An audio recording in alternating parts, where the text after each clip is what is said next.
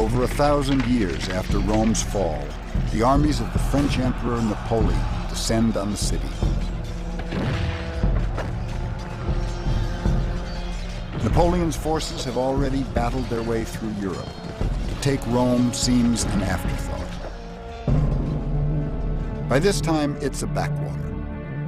But for Napoleon, it has an almost religious significance. He claims he's the spiritual descendant of the Roman emperors. He has himself painted wearing the Roman crown of laurels, as if Rome still rules the world. His troops march unopposed into the city. It's like walking into a ghost town.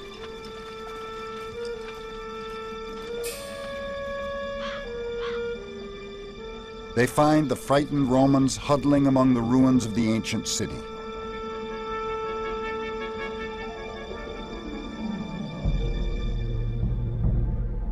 Crumbling palaces and arches still seem to echo the magnificent triumphs they were built to celebrate. Goats and cattle graze where thousands once thronged the streets. In 70 AD, when the Emperor Vespasian started building the massive Colosseum, Rome was 10 times larger than the city Napoleon found. Vespasian wanted a great theater for the gory spectacles Romans so loved.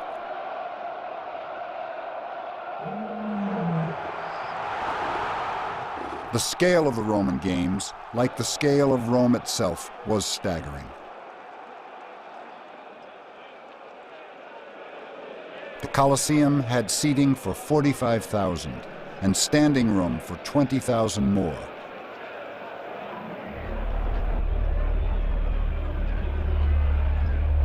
In one series of games, 5,000 people and 11,000 animals were slaughtered. Nothing in Hollywood could compare with this gruesome splatterfest. The blood and brutality were all too real, and the Romans were addicted to it.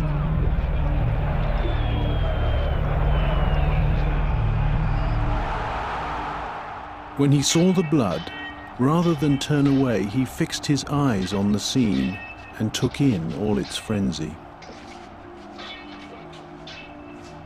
He reveled in the wickedness of the fighting and grew intoxicated with the bloodshed. When he left the arena, he took with him a sick mind, which left him no peace until he came back again. St. Augustine. They did get excited watching gladiators kill one another. I'm not denying that. But you know what? So do we. I think, for example, of the brouhaha over Mike Tyson. Right. What Mike Tyson did when he bit, was it Evander Holyfield's ear? That would have been applauded in the Roman arena. That's great. That's what you're supposed to do. In fact, you're supposed to rip the ear off and march around the arena with it in your mouth. That's what you're supposed to do.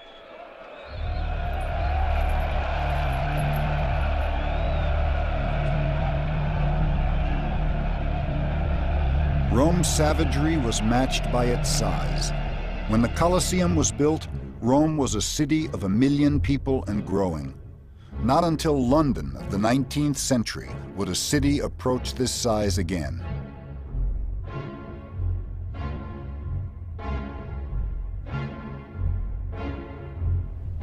What I think you'd notice if a time traveler went back would be the smell, the noise, the dirt, the crowdedness. I think there'd be lots of beggars, lots of signs of sickness, disease, lots of small children. It'd be rather like Calcutta or Rio. Crowded modern town, very poor, with these monumental buildings in the center expressing the wealth and power of the empire. Traffic was terrible. Julius Caesar forbade wheeled traffic during the day so people could move around, which meant that at night all these carts started going on these stone streets, and it was so noisy that you couldn't sleep.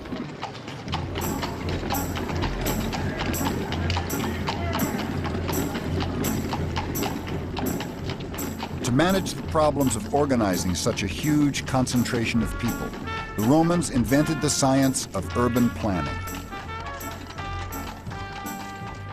They invented cement, built gigantic public storehouses, and installed citywide sewage systems. But their greatest achievement was the water supply. The aqueducts of Rome reached 60 and 70 miles into the hills to guarantee a continual flow of fresh water into the city. That flow of fresh water provided enough water, gallons per person per day, that was not equaled by the city of Rome until the 1950s. Along with millions of gallons of water, Romans consumed a staggering 8,000 tons of grain weekly. Supertankers, each carrying 1,000 tons of grain, crisscrossed the Mediterranean. They were the largest ships built until the Atlantic steamers of the 19th century.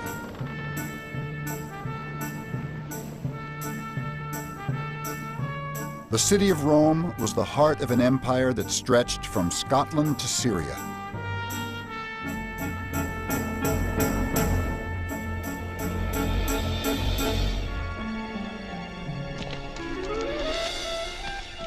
Never has the Western world been better organized or more united. In the year 100 AD, you could travel from Egypt to France on paved roads with only one currency and one passport in your pocket.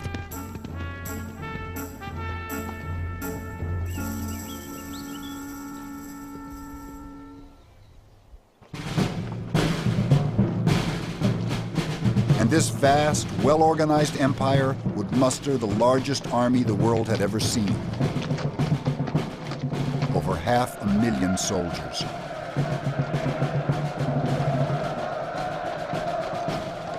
Rome was the superpower of the ancient world.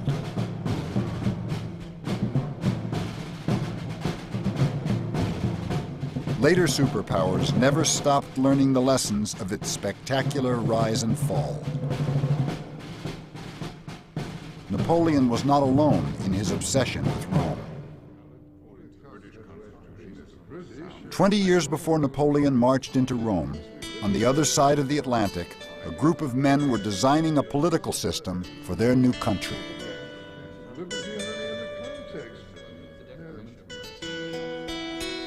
In designing the Constitution of these United States of America, we have at various times sought precedent in the history of that ancient republic and endeavored to draw lessons both from its leading ideas and from the tumult and factions which finally brought it low. Thomas Jefferson.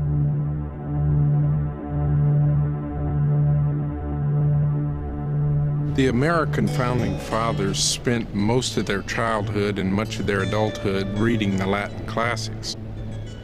To the founders, the past was not something that was dead, it was something that was alive, especially the Roman past. It was alive with personal and social meaning. This was crucial, I think, to the American Revolution because they were doing something really unprecedented in this revolution, and yet they were able to feel that they were not the first. The basis of our political system, I think, lies in Rome. The Western world grew up in Rome's shadow. Its legends, its laws, its institutions, and its language. Napoleon said, "The story of Rome is the story of the world." It's a story of great commanders and politicians. Men like Caesar, Augustus, Hadrian, and Constantine. But it's also a story of the poor who bore the brunt of their leaders' ambitions. It's a story of vast idealism and an equally vast greed for power. And finally, it's the story of Rome's spectacular fall and the chaos that followed.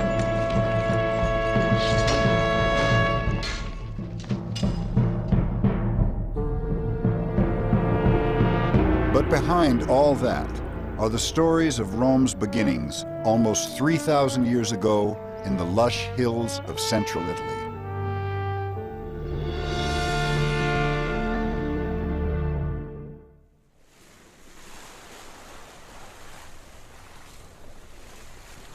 When the Mediterranean sailors of ancient Greece and Egypt looked west toward Italy, they stared into a great unknown. It was 800 years before the birth of Christ, and Rome still didn't exist. But stories were told of mysterious peoples with strange, exotic customs and untold riches. The tales were irresistible.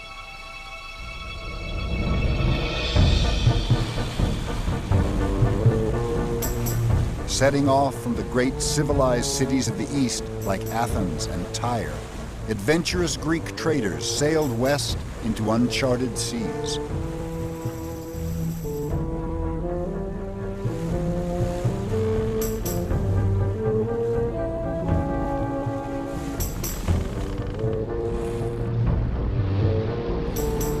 Navigating by the stars, without instruments, they began to explore a remote and little-known peninsula of the Western Mediterranean.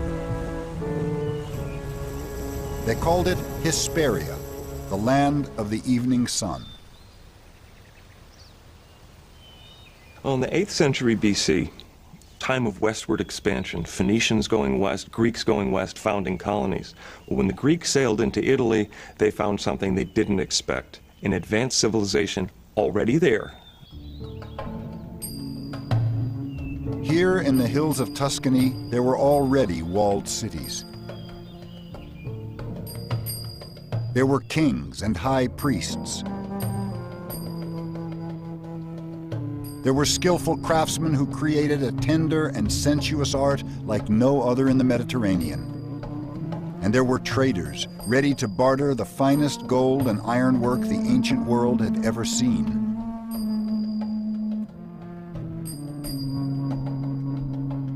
Before Rome, there were the Etruscans. They taught the Romans everything, but left no written records. Incredible. The Etruscans were some of the most amazing artisans that the West has ever seen. They worked in metal for sculpture. They worked in terracotta and life-size statues with these amazing, inviting expressions. Very warm. They're not cold and distant, but they're people that you want to meet.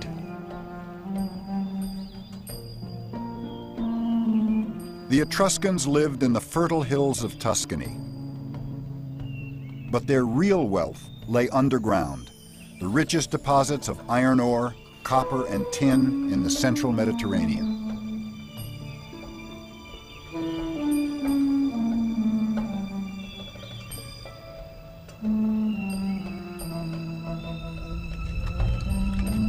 As early as 700 BC, they created shafts, tunnels, subterranean galleries, smelters and slag heaps so vast that 2,500 years later, Mussolini reprocessed them to produce weapons for World War II.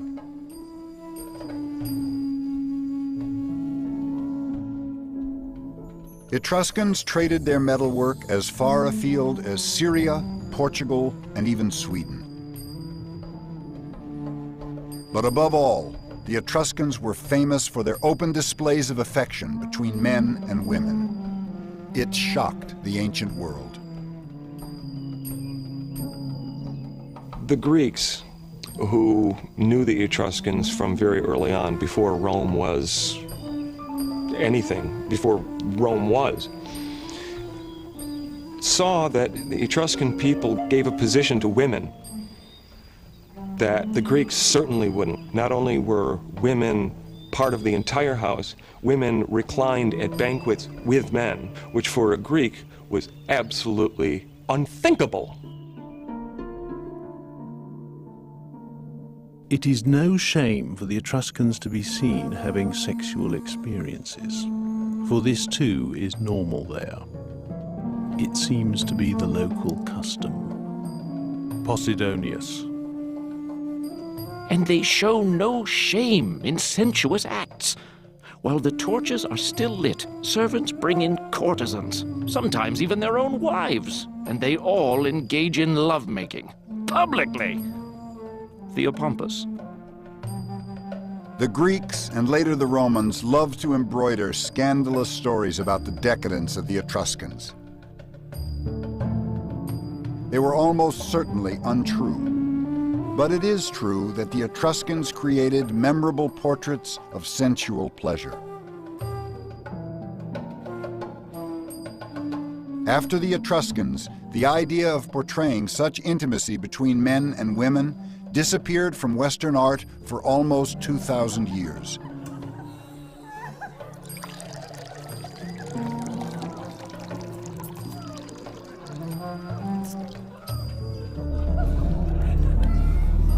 The change began with the Romans, who grew up in their shadow.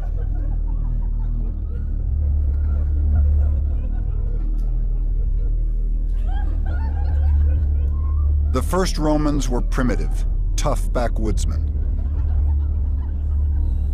They resented the Etruscans, but had everything to learn from them, including the darker sides of civilization. Like all ancient people, the Etruscans were rigidly divided by class. Brutal rituals enforced the power and prestige of the nobility. Etruscans staged games at the funerals of important men. The losers were killed. Their blood celebrated the prestige of the dead man and was an offering to his spirit.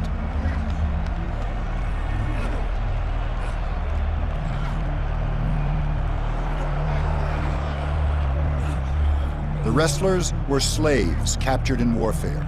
Their lives were worth nothing. Only their deaths were significant. The practice of human sacrifice was common in the ancient world. The Etruscans were no exception. The blood of slaves and captives watered the ground at state rituals throughout the Mediterranean. Romans inherited the Etruscan taste for sacrificial blood. Gladiatorial combat was the Roman equivalent of these gory celebrations of power.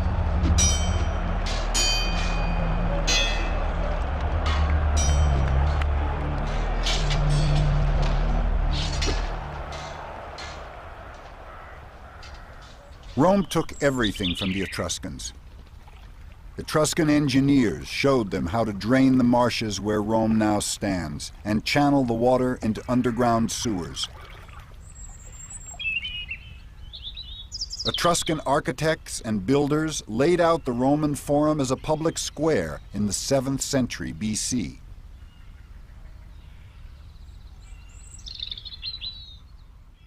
Though Romans owed everything to the Etruscans, they would one day turn on them, crush their beautiful cities, and defame their memory.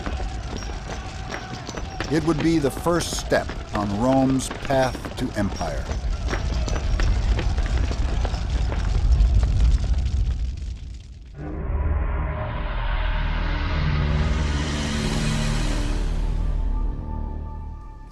Most of what we know about the birth of Rome comes from the work of one man, one of Rome's greatest historians, Livy. He lived in the reign of the Emperor Augustus, over 700 years after the city was founded. The glory of Rome was at its height, but Romans were already haunted by the specter of decline. The empire was emerging from decades of civil war. Bitterness and political intrigue were rampant.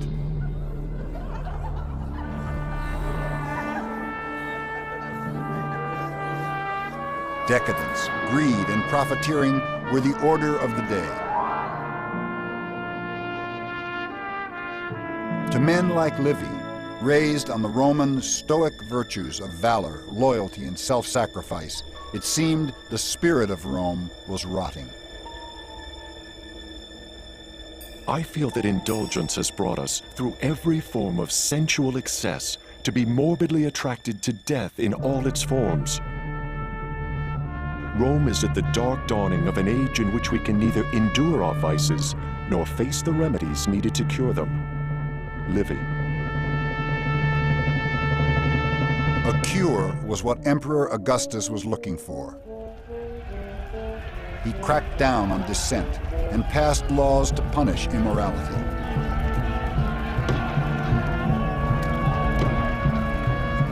He was determined to reform the empire and force a return to Roman family values. Bawdy poets like Ovid, who wrote The Art of Love, were banished to the Asian steppes. When his own daughter Julia was rumored to have slept with half the Senate, Augustus banished her as well.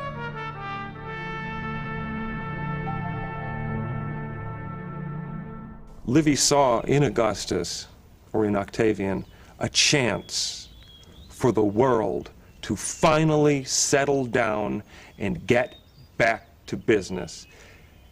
What made Rome great to begin with? You got to go back and look. Who were the heroes of the past that made Rome the city she was? I hope that history may be the best cure for a sick mind. At least it can remind us of what we once were and show us the depths to which we are now sinking. Livy set out to write a brief history of early Rome, celebrating its glories and virtues, propaganda for the reforms of Augustus. What he had to go on were stories handed down over the centuries. They were a mixture of fact and legend. I, for one, am looking forward to absorbing myself in antiquity, because I am so deeply tired of the modern world and all the troubles which torment it. Livy.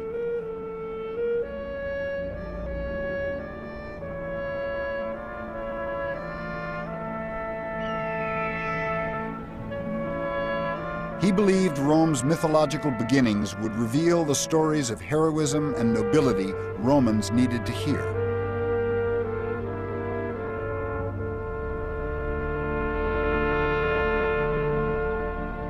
But the stories of Rome's origins were short on Stoic virtues and long on murder, rape, mayhem, and fratricide. To his dismay, Livy discovered they echoed the cruel realities of the Roman world of his own day.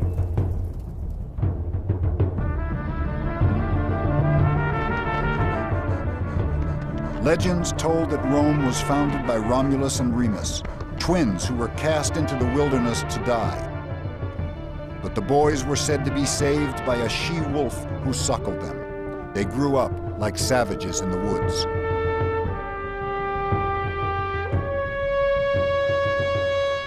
When they returned to found the city of Rome, they were filled with the simple, ferocious spirit of their wolf mother.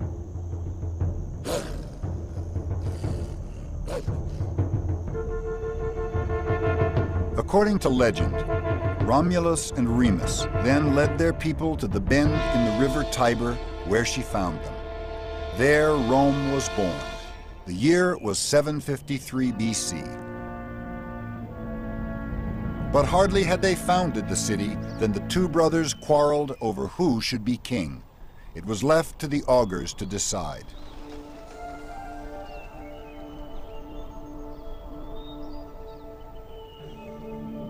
Augurs were the priests of early Rome who divined the will of the gods. They studied the movements of birds, the weather, the entrails of sheep before making their pronouncements, known as the auguries.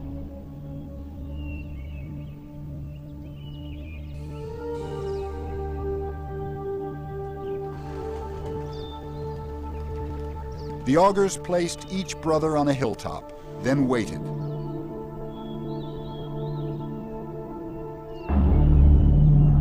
When birds flocked over Romulus, they knew he would be the first king of Rome.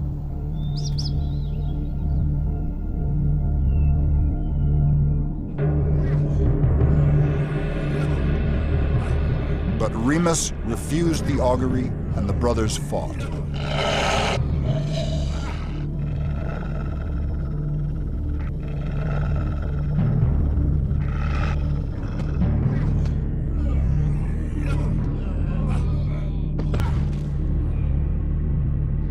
Romulus killed him.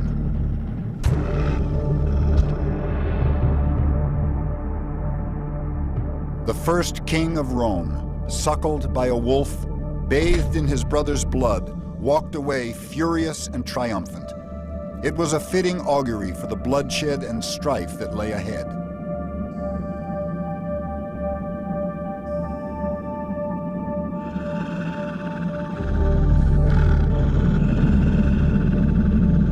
The story about Romulus killing his twin brother at the moment of the founding of the city is a very old story. It's very, very remarkable that in the late Republic, the Romans were fighting civil wars, and of course, it didn't escape their notice that this seemed to be prefigured in the myth with Romulus killing his brother. They actually thought this was a sort of curse on them, that they were fated to destroy each other.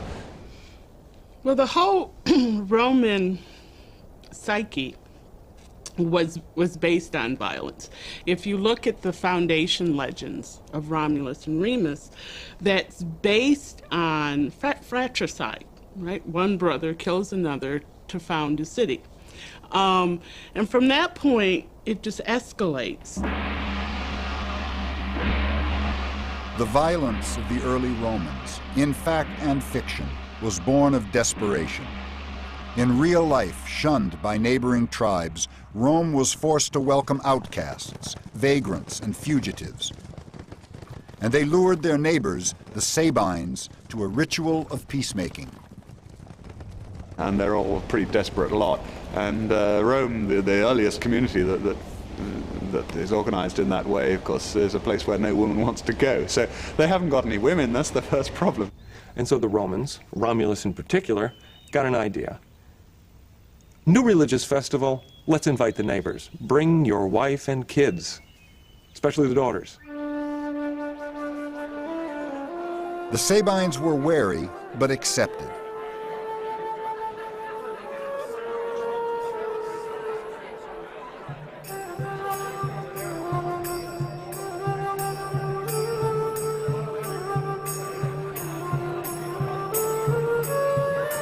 As the festivities went on into the night, the Sabines relaxed their guard. It was what the Romans were waiting for. Romulus gave the sign and they attacked. They grabbed the women and drove off the Sabine men, the ones they didn't kill.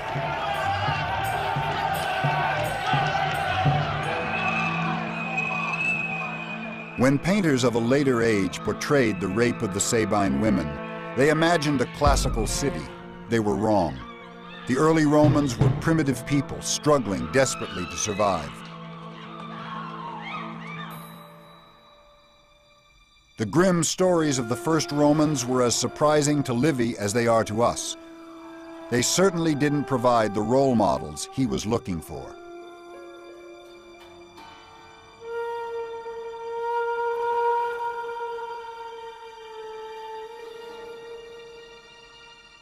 His little book turned into one of the most monumental histories ever written.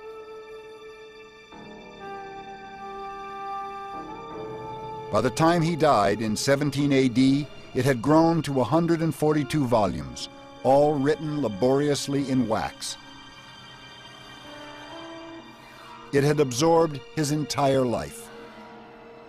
Livy's Chronicle was the bestseller of its day. It was more successful than he could ever have hoped, but had no effect whatsoever on the moral chaos of empire. Even 142 books were no match for the influence of so much power. By now, Rome was a juggernaut whose momentum was unstoppable. Its course set by its mythic beginnings, whether fact or fiction.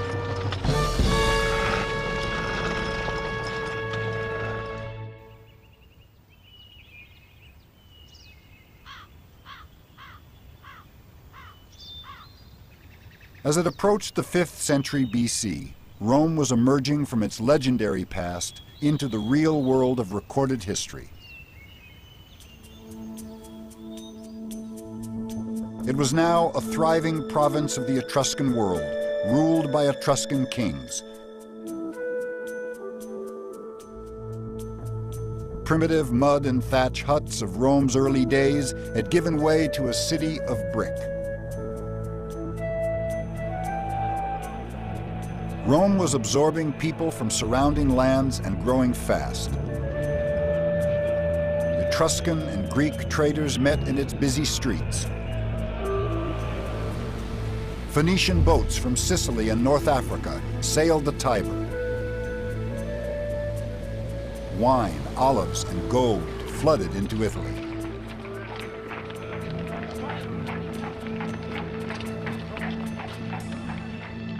But Rome was still no different from many other prosperous cities of the Mediterranean.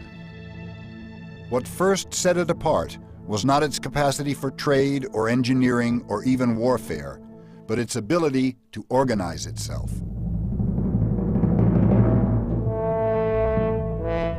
The man who reshaped Roman society was an Etruscan king called Servius Tullius.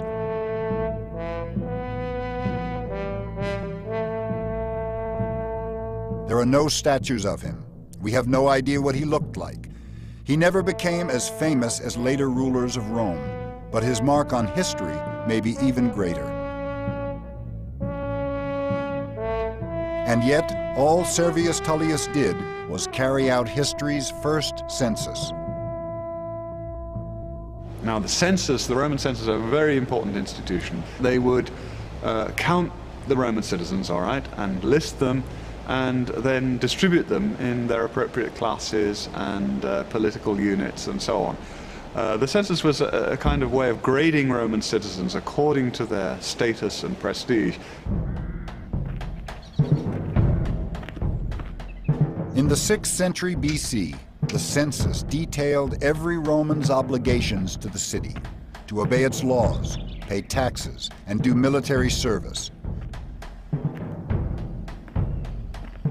But much more important, it also gave them rights.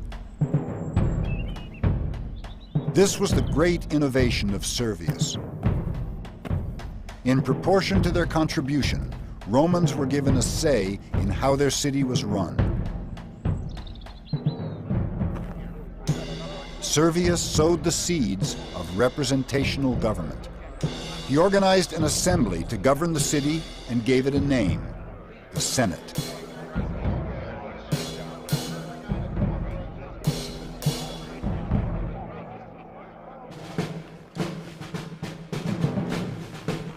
Finally, the census decreed that each of the city's social classes should contribute a group of soldiers for Rome's defense. They were called the legions, the fighting force that was going to put Rome's destiny back in its own hands and one day give it the world.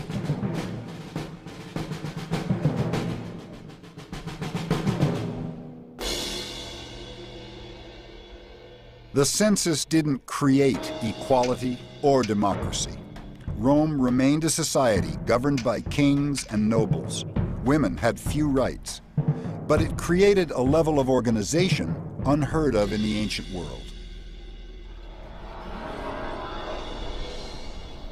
No man did more for Rome than the Etruscan king Servius. His reforms laid the foundations for Rome's greatest achievement, the creation of the Republic. But like so many Roman rulers, he was brought down by treachery and intrigue.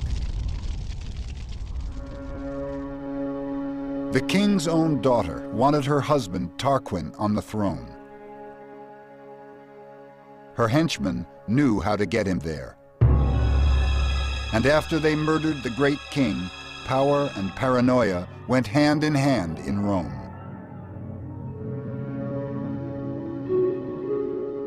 For almost 2 centuries, Rome had been ruled by Etruscan kings and Etruscan nobility.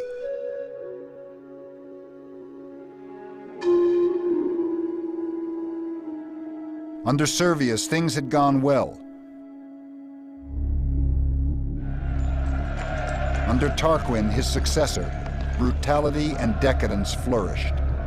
While he and his relatives devoted themselves to pleasure, their henchmen carried out campaigns of political murder to remove any and all opposition. Romans were beginning to hate everything the Etruscans stood for. resentment smoldered.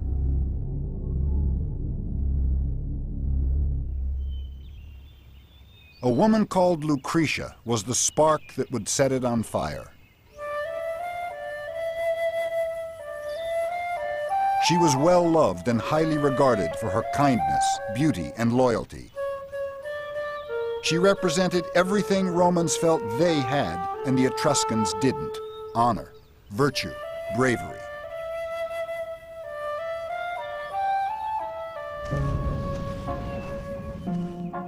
One day, the king's son and some of his Etruscan nobles were on a journey away from Rome. Drunk, they decided to creep back into the city and spy on the most beautiful women to see what they were up to.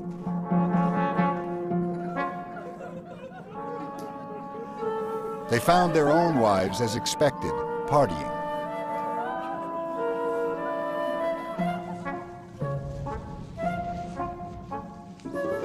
They found Lucretia hard at work.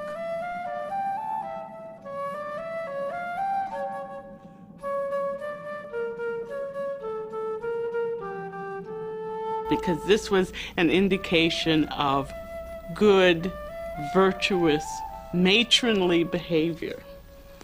Right. This is how Roman women should behave. They should not be sleeping with 300 members of the Senate, like Augustus's daughter allegedly did.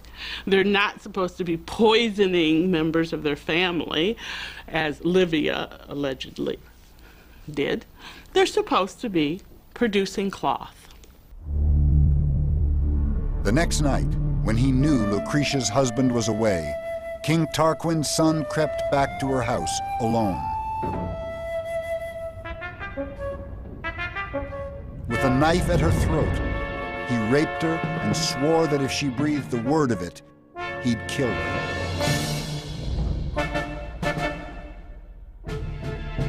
That would be unnecessary. The next day, too proud to live with her dishonor, Lucretia killed herself.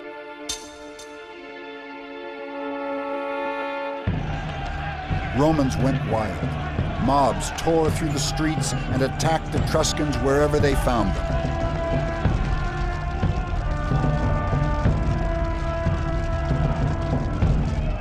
A stern nobleman named Brutus organized a furious attack on the Etruscan king and his courtiers.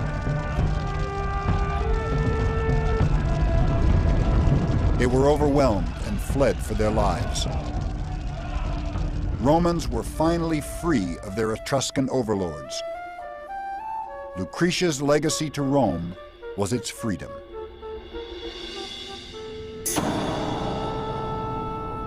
Romans vowed they would never again live under a king. So how exactly were they going to live? How would they govern themselves?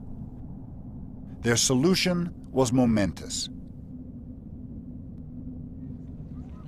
They declared that the affairs of Rome would belong to the people, that citizens would vote, and that Rome would be a res publica, a public affair, a republic. Government would no longer be the business of kings. Rome would be ruled by laws and elected officials. The first two elected leaders, called consuls, were Brutus and Lucretia's widowed husband. And so a king was replaced with first two praetors, eventually two consuls, with two, both of them in agreement on everything, elected annually, so that no one person ever had very much power for very long at all. This paranoia about kings continues all the way through Roman history. In ways he never could have imagined, Servius's census had borne fruit. The new republic would be organized according to the voting categories and classes he put in place 40 years earlier. The birth of the republic staked Rome's claim to a place in history. SPQR was the republic's banner. Senatus Populusque Romanus, the Senate and people of Rome. It was the ancient world's first representational government.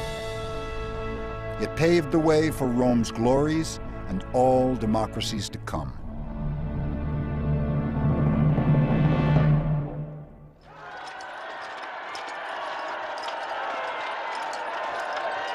Romans set themselves free from the Etruscans in 510 BC. Next, they needed to be sure they stayed free. So they set about building the fiercest fighting machine the world had ever seen. And now, it had its old masters to practice against.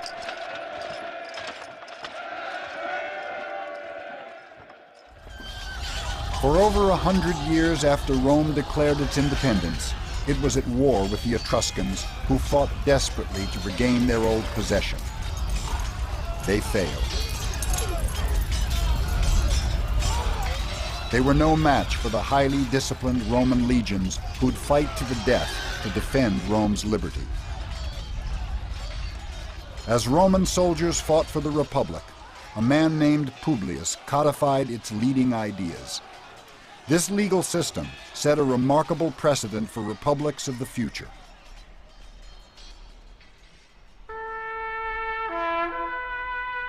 "2,000 years later, when the founding fathers of the United States needed to defend their Constitution, they too wrote under the name of Publius.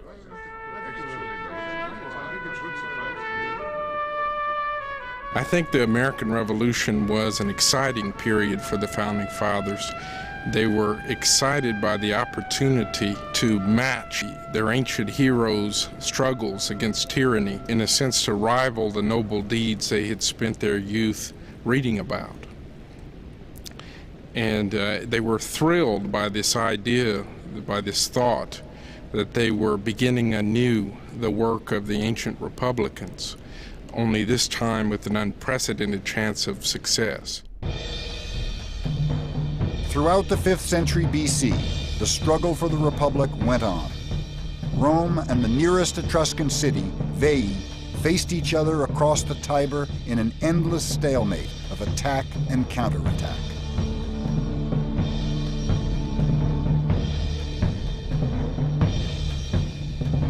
Finally, after decades of bitter skirmishing, a Roman army battled its way toward the Etruscan city. The year was 392 BC. Their goal was to take Veii by storm and once and for all bring to an end the Etruscan threat to Rome's survival. Etruscan soldiers fought furiously at the city walls. Priests prayed to their gods to save them from destruction. To no avail.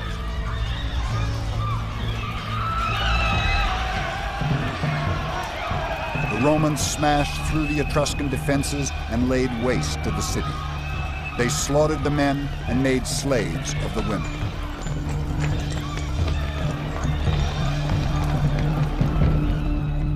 It was Rome's first great victory. There would be many more, each celebrated by the building of a triumphal arch, a monument to the glory of victory and the humiliation of the defeated.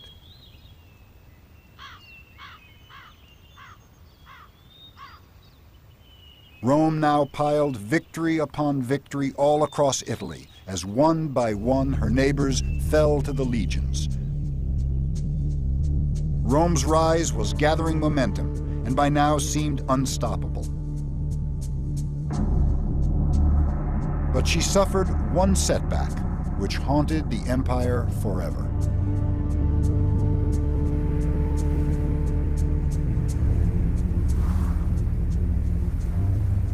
The year was 386 BC. From beyond the Alps, horsemen appeared and thundered toward Rome.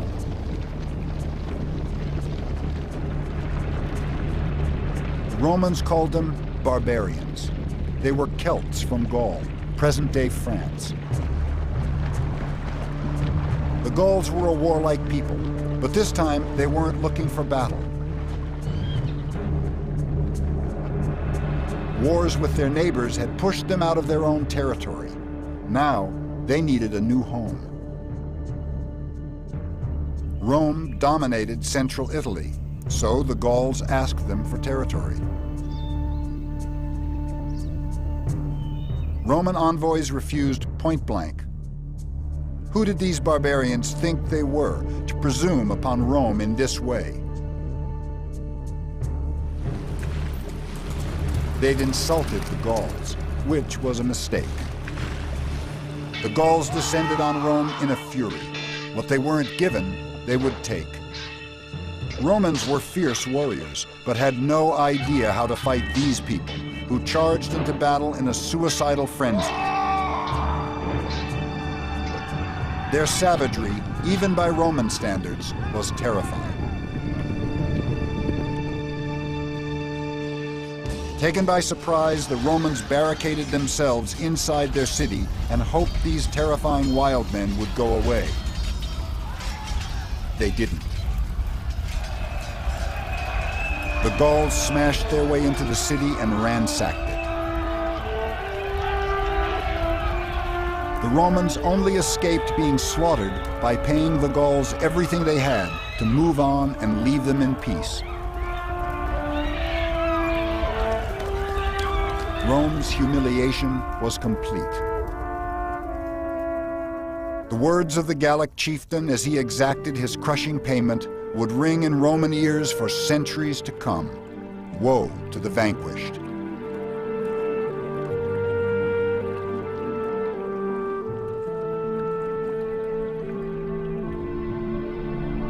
Rome rose from this devastation stronger, better organized, and more determined than ever.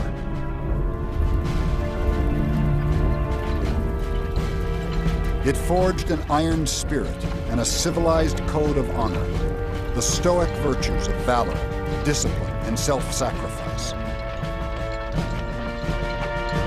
That code produced soldiers and commanders with an unflinching dedication to duty.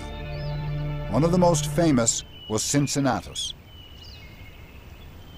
Cincinnatus was a Roman who came to embody the classic virtues like no other. Although a nobleman, he liked to work his fields with his own hands. One day as he worked, a messenger arrived with news that Rome was being attacked.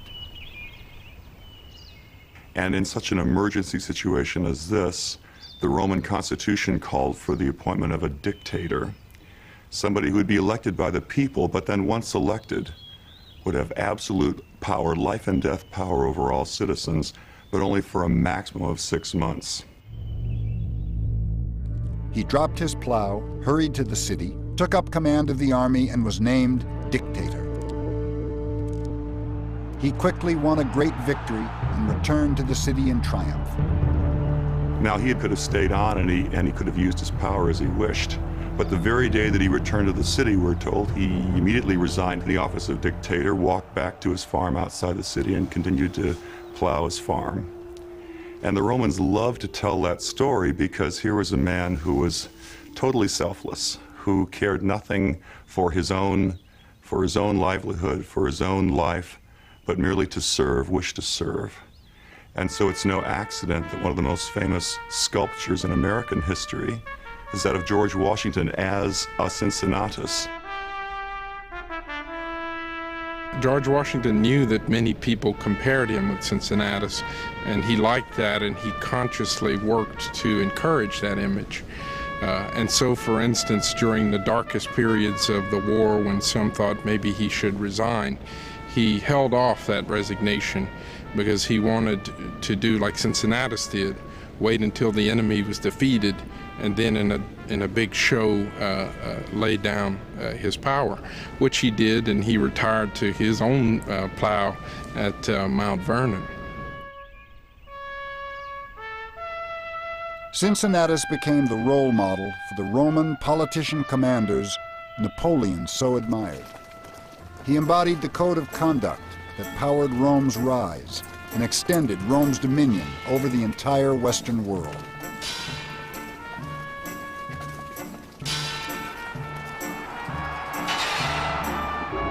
Rome's battles abroad would highlight the conflict within its own soul. the struggle to resist the corrupting influence of so much power. It would haunt the empire for centuries to come. But first, Rome's era of power and glory was about to begin.